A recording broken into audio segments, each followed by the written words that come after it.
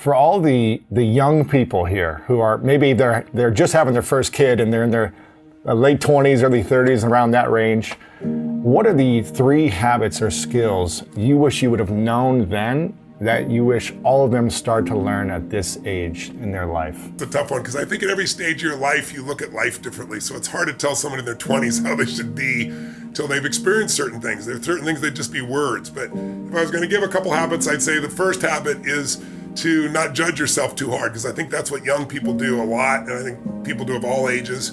You know, when you're 61 years old and you've lived as much life as I have, a little less judgment of myself in this area. It's not make everything life and death, because then the kid feels that. And it isn't all life and death, I've got to be honest, I thought when my daughter's crying, it's like, I hate anybody in pain. I thought it was going to just pierce me and make life so difficult. But fortunately, number one, she doesn't cry. She's like, I told my wife, I don't know how this kid came from us, because this kid is so zen. She cries when she's got to go to the bathroom, when she's got a diaper, she cries when she's hungry, but otherwise she's pretty zen. But the cry even then is different for me now. So it's not life and death. I'm not hyper judgmental of it. And then the third thing is decide what's most important that you want for your child, the 2 or 3 most important things. For me, is that child feels so incredibly loved. And for me, not yet, but as the child develops, it's developing a sense that life is something that's calling to you to give something, not to get something. I think if I could give any lesson to my child, it's the lesson of contribution, which makes life so meaningful, the depth of relationship that comes from having such a deep love. I think those 2 things are the minimum, but you got to decide, what do you want for your child? Because, they're their own being. You're gonna have your plans, how you think they should be, and then they're gonna be how they are, right? But what you can shape is their value system, and not every individual value, but the global values. That life is a balance, that of course you're gonna go to extremes, but balance is how the body maintains, it's how life gets in balance. It's like, look for that. It's like, life is not about me, it's about we. That life is calling to you to give something. Don't ask what your country's asking for you, as a Democratic president once said. What are you gonna do for your country? We kind of lost that theme, not only in our country, but in our parenting. And so I see a lot of kids today that are like, what is my parent doing for me? I could never imagine that thought in my life. My whole thing was like, what can I do for my parents was my focus. What can I do? And all those little patterns lead to a life that is more meaningful and fulfilling. But I don't think over-controlling is not going to get you where you want to go based on my history, because this isn't my first rodeo. I got 4 children before that, 3 of which I adopted. So I was 24 and had a 17-year-old son instantly, an 11-year-old, a 5-year-old, and one on the way. So you learn to grow differently. And, my former spouse who had those kids, she'd been married twice before me, so they were from different parents. And so I adopted them all and brought them in my life. Probably got the greatest growth in my life from that experience of parenting. Take a bit of a look at yourself and think about what's not so good, that you could improve, that you should improve by your own standards, and that you would improve, and set yourself a little goal. Maybe you're not studying at all and you're at university, or maybe you're at work and you've got this stack of paper there, and you haven't looked at that damn stack for like a month, and you know that you should be, and you're bothering yourself at night because you're avoiding that.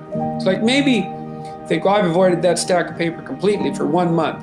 I'm quite a coward when it comes to whatever snakes might be hidden in that stack of paper. How about tomorrow I just put that stack of paper in front of me on my desk, and I glance through it for 15 seconds. See if I can do that. It's like, well, you set yourself a goal of improvement. It's a humble goal, because really, are you such a coward that the best that you can bloody well manage after a month of avoidance is 15 seconds of exposure to a stack of paper? It could easily be. You've been avoiding it, so you're obviously afraid of it, and so the situation could be that dismal and dire, and you might think, well, geez, it's no balm to my ego. It's not fostering the strength of my ego to recognize in myself someone who could only withstand 15 seconds of exposure to that thing I'm afraid of. And so that's a form of humility too. It's like, there's things you could do to improve, and you know what they are. And there's small steps that you could take, that you might take, that would put you in that direction. And then the question is, are you big enough to take those small steps? Are you capable of grappling with the fact that you're fundamentally flawed to the point where you have to break things down into almost childlike steps in order to manage them? And the answer to that is, yeah, you are. It's Napoleon Hill's book, Think and Grow Rich. And you know, he said there's a secret in this book. And he said, if you can find the secret in the book, you can have anything you seriously want. Now, you take a person that's unhappy, not very healthy, is in debt, you'd have a difficult time accepting that. I was 26, and I just couldn't accept the idea. But as Ray said, your way's not working, why don't you try his? And that's what I'd like to suggest to you today. If you're not getting the results you want, your way obviously isn't working, why don't you try ours? Now, I often mention that John and I have got license to brag about every idea we use because none of them are ours. We don't claim that we've originated these ideas. In fact, we openly admit we haven't. We've just gathered them from books here and seminars there and great teachers all over the world. And what we've done is put them together in an organized, coherent manner. So if your way is not giving you the results you want, I would suggest that you take a real serious look at these ideas. Now, I looked for the secret and I couldn't find it, but I found in one place here, he said a peculiar thing about this secret is that those who once acquire it and use it find themselves literally swept on to success with but little effort, and they never again submit to failure. What a marvelous promise. He said, if you doubt this, study the names of those who have used it wherever they've been mentioned.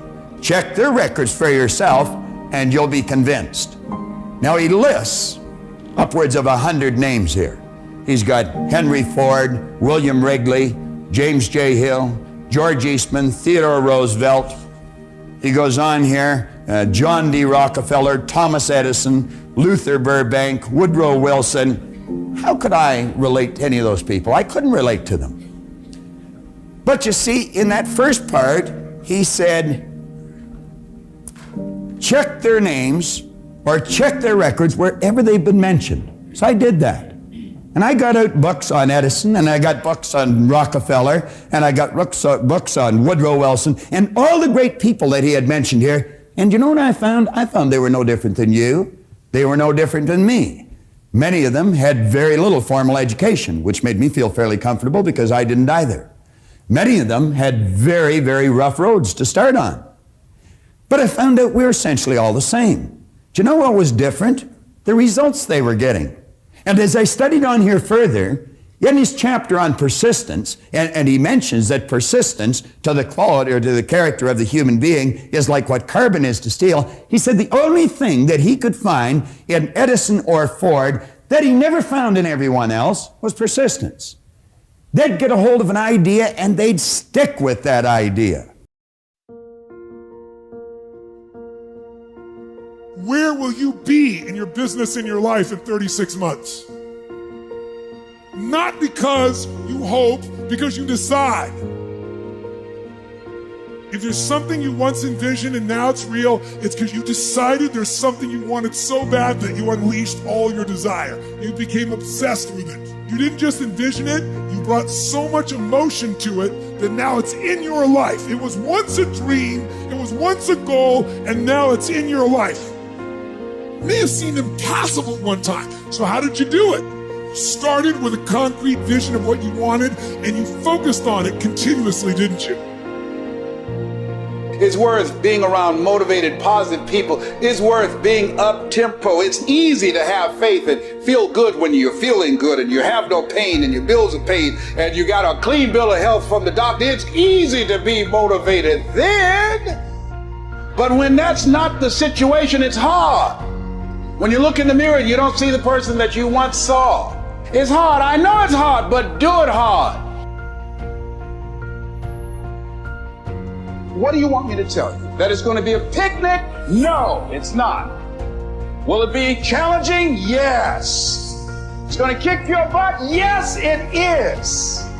This dream you got, whatever you want to do, will it be easy to just run out there and do it? No. Will it happen overnight? No. Will it be a struggle? Yes. Will there be times when you can't make ends meet? Yes, that's a part of it. But you have to take control and train this brain. If you don't train this brain, it'll use you instead of you using it. Instead of letting your goals and your tasks and your health and your discipline waver, rise up. No one's coming to push you. No one's coming to tell you to turn the TV off. No one's coming to tell you to get out the door and exercise. Nobody's coming to tell you to apply for that job that you've always dreamt about. Nobody's coming to write the business plan for you. It's up to you.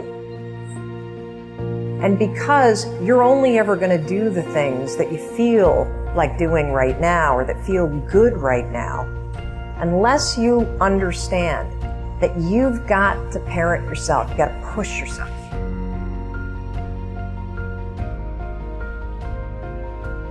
I hate when people give 70%, but they want the life of somebody that's giving 120%. I challenge you, your life is where it is because of the percentage that you're giving. You cannot bring a tree down by hitting it 1,000 times. If you hit a tree 1,000 times in 1,000 different spots, the tree is not gonna fall. But if you hit a tree 1,000 times in that same exact spot, it's gonna come to the ground.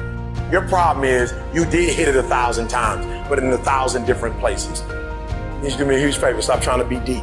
I need you to do the exact same thing every single day for the next 10, 15, 20 years and watch that tree come down.